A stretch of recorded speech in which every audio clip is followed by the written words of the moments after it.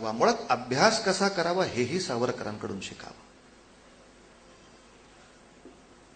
जसं स्वामी विवेकानंदांना आपल्या लोकांनी विचारलं होतं की मुसलमानांच्या धर्मांतराचं प्रचंड मोठं भूत भारताच्या मानगुटीवर बसतंय, ख्रिश्चनांच्या धर्मांतरांचं प्रचंड भूत भारताला त्रास देत आहे, अशा वेळेला हिंदूंनी काय करावं.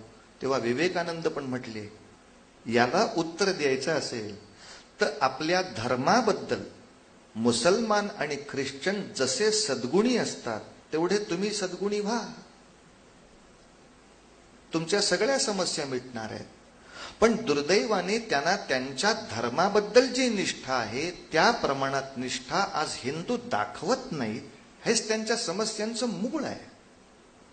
शुक्रवारी संध्याकाळी 7चा नमाज असताना सगळे 6:45ला तिथे हजर असतात, सगळ्यांची दुकानं बंद असतात. आज माझे काका आले होते म्हणून मी येणार नाही असं एकही कारण कधी ते सांगत नाहीत.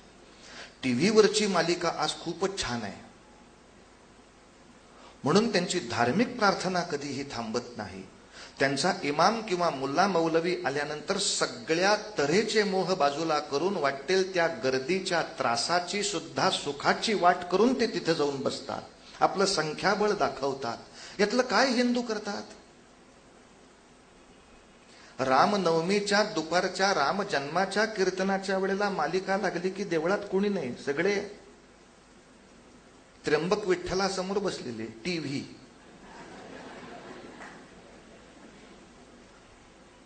आणि हे एकदा हिंदू करतात कळल्यानंतर सरकार कशाला गप्प बसायला बसलंय. मग गोकुळाष्टमीला इथे सिनेमे लावून ठेवतात. बसा घरीच गोपाळ कृष्णाला न बघता. पण नाही बुवा, माझ्या एखाद्या आचार्याचं या ठिकाणी व्याख्याने म्हटल्यानंतर बाकी सगळे मोह बाजूला सारून मी एकत्र येत नाही. आणि याचं आणखीन एक मोठं कारण त्या काळामध्ये सावरकरांना सापडलं, ज्याच्याबद्दल फारशी चर्चा नेहमी होत नाही. आणि ते एक मोठं कारण आहे, आपल्या धर्माचार्यांनी अखिल हिंदूंची जी एक प्रार्थना आहे ती सगळ्यांच्या मुखातून वदवायला हवी होती, त्या बाबतीत आळस झालेला आहे. जसं मुसलमानाच्या 2 वर्षाच्या पोराला सुद्धा त्याची जी धार्मिक प्रार्थना आहे, ला इलाहा इल्लल्लाह, हा जो काही रसूल त्यांनी म्हणायचा आहे, त्याला बोलायला यायला लागलं की पहिल्यांदा हे तुला बोलता आलंच पाहिजे, कारण ही सगळ्या जगातल्या आपल्या लोकांची प्रार्थना आहे, तू म्हणच.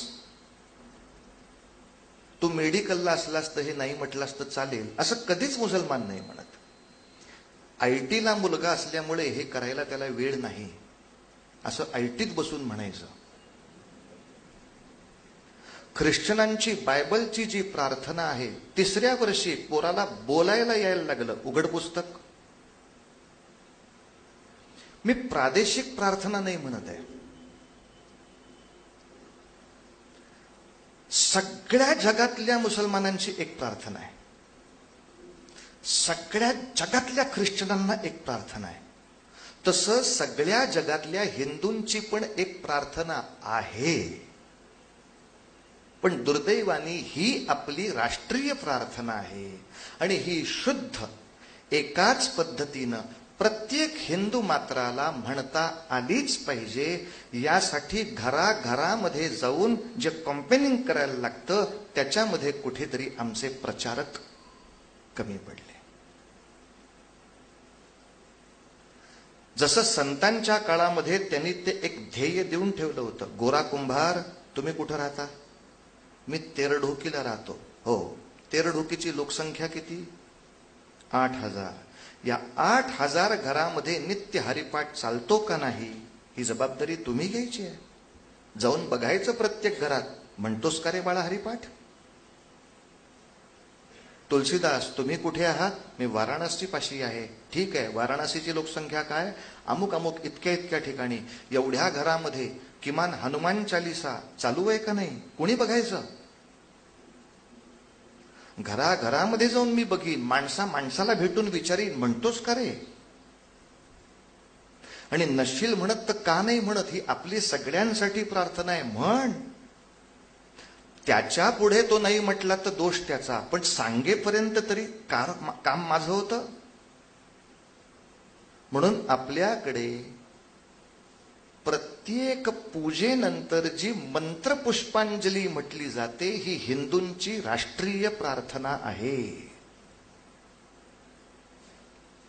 म्हणून वेद काळामध्ये किंवा उपनिषद काळामध्ये आरती हा प्रकार फारसा कुठेच नव्हता. कारण आरत्या आपण ज्या आता मराठी म्हणतो या समर्थांनी आणि इतर लोकांनी रचलेल्या आहेत. दास रामाचा वाटपा हे सदना हे रामायणात कसं म्हणणार? पण रामायणामधल्या अयोध्येमध्ये देवळं होती, पूजा होत्या, विष्णूला आरती ओवाळली जायची. म्हणजे धूप दीप या पद्धतीनं पूजाविधी महाभारतातही आहे, रामायणातही आहे, त्याच्याही आधीच्या काळात आहे. मग ते धूप दीप झाल्यानंतर सगळे काय म्हणत होते? यज्ञेन यज्ञमयजंत देवास्तानि धर्माणि प्रथमान्यासन्न.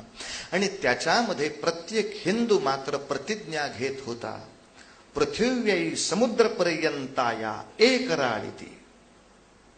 या समुद्रापासून म्हणजे सिंधू समुद्रापासून हिंदुकुश पर्वतापर्यंतची ही सगळी भूमी एक राळ एक छत्र राहण्यासाठी अहम सभासद इति, म्हणून मी देवाच्या पायी प्रतिज्ञा घेतोय, मी याचा कायम सभासद राहीन. पण हे मंत्रपुष्प प्रत्येक हिंदूला आलं पाहिजे असा हट्ट नाही झाला ना. असं वाटलं होतं की घराघरातले आईबाप शिकवतील, पण जेव्हा लक्षात आलं की ते आईबापांनाही शुद्ध येत नाहीये, तेव्हा तर जागं व्हायला पाहिजे होतं.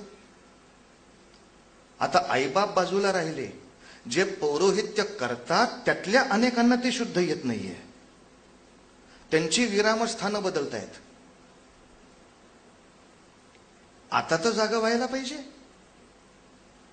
पण दुर्दैवाने सावरकर समोर पाहतायत की माझ्या समोर असलेला इतका विराट असलेल्या हिंदू समाजातल्या 80-85% लोकांना म्हणताच येत नाहीये. आणि ह्याच्या उलट मुसलमानांची प्रार्थना 99% नाही 101% मुसलमानांना म्हणता येते. प्रार्थना, एक देवाची उपासना हा एक राष्ट्र उभं करण्याचा प्रचंड मोठा घटक आहे. म्हणून सावरकरांनी हेतुपुरस्सर पुण्यभू हा शब्द आपल्या व्याख्येत ठेवला.